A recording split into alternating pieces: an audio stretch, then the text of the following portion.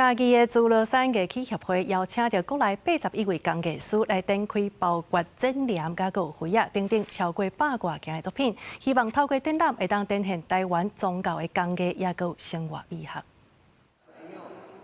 作个木雕、灰啊、石个、剪黏等等，来自81位工艺师，各用105件的工艺作品，配合2025台湾工艺季的展览。伫嘉义县民雄的表演艺术中心，要展览到6月底。邀请到全国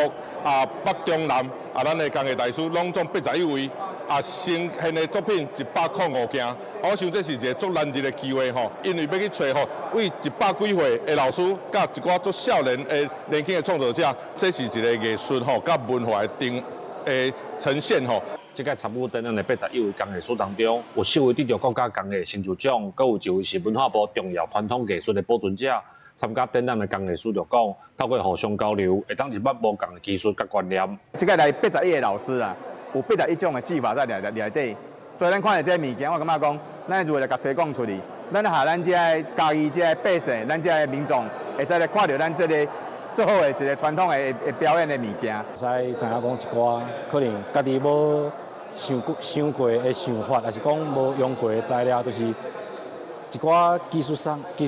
迄种交流安尼啦，是袂歹，真好安尼。自乐山艺器协会表示，这届展览当中有国宝人瑞王清爽的作艺作品，阁有4位国家工艺成就奖工艺师的作品。透过老中青3代的经验交流甲创新，无论要提升在地技术，嘛要延续台湾的工艺文化。记者林慧婷，嘉义报道。